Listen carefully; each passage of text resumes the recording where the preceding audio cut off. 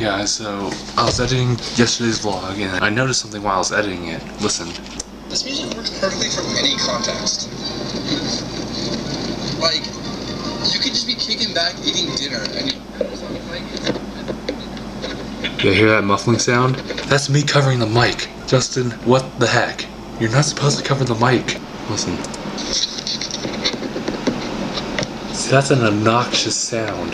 You know, every time I hear me shifting it too much or covering the mic, I should slap myself at least once. So I've seen two, so 1, 2. That'll work. Check it out, guys, it's sprinkling a little bit. I was curious about what this thing was or what was inside. You guys see anything in there? Nope. I'm sure I could just open the door, right? Oh. Dead body. Oh! What's in this place? See a whole bunch of nets and stuff.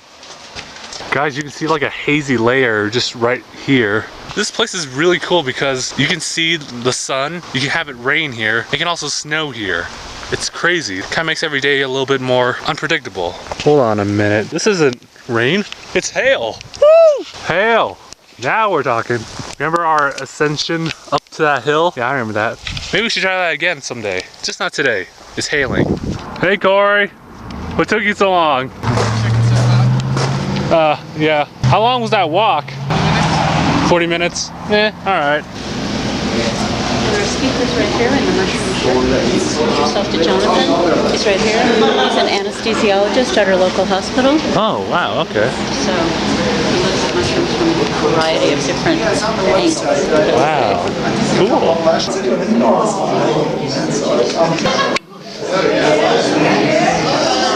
I want to welcome everybody to the second installment of the 2013 Snarl Lecture Series, and help me by joining me in silencing your cell phones or other devices. This is a hardship for me because I have 2 kids in college who might call for money at any time. So thank you very much, John, and welcome.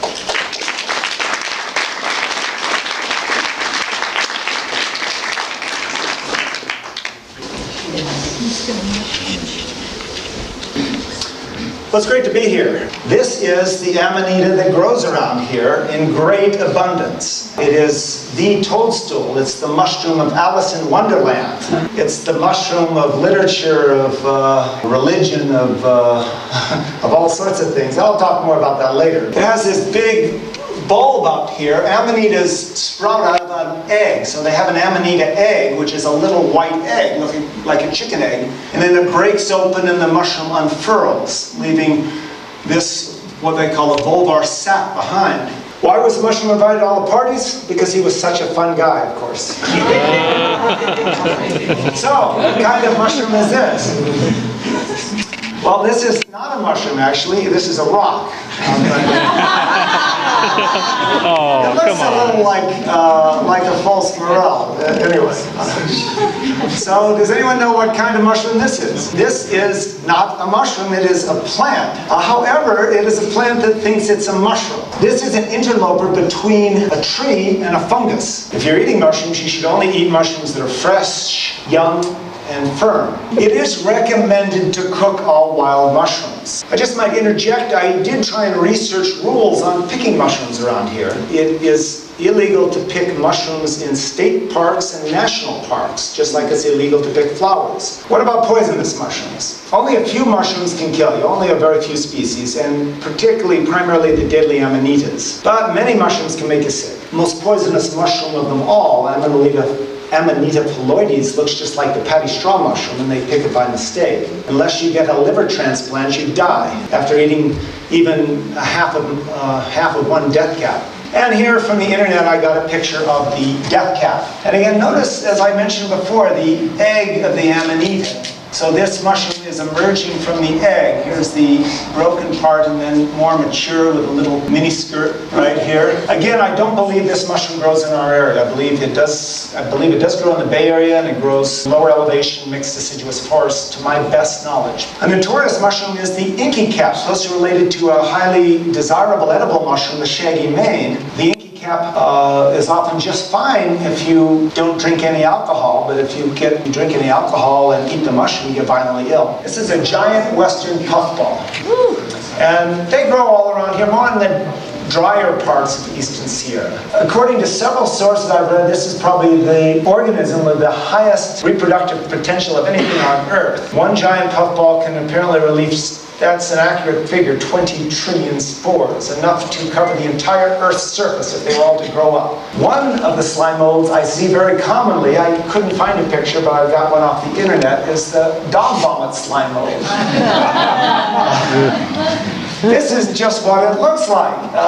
It's fairly common, but probably nobody ever realizes it's a mushroom. They just think a dog barfed, and that's exactly what it looks like. I'm not sure anyone has had the guts to try it. Mushroom, it doesn't actually hurt the fruiting body under the ground. It can continue to thrive and grow. That's a very good question, and a lot of people have researched and discussed this, and it's thought that picking mushrooms does no damage. Most of the time, if you pick a flower, it doesn't damage the plant. In fact, if you grow flowers, a lot of the times you're supposed to pick the darn flowers to get more flowers to grow up. Yeah, I've seen one on Sanji, and it was like the most beautiful amanita I've ever seen, and just like bright red with these beautiful white dots. Really? Yeah, just tucked away under this tree. That's cool. You know, like Dan and Leslie run this whole show. Like they do that, and actually Cheryl and Tony were saying we need to come up and present our research. By the way, Kyle. But like they put these things together like all the time. This is what they do. That is so cool. It's such a kick-ass life. Yeah, it's just like constant learning and meeting all these cool new people. Yeah, and just orchestrating these like educational events. Just wow. Like, can I be them when I grow up? God.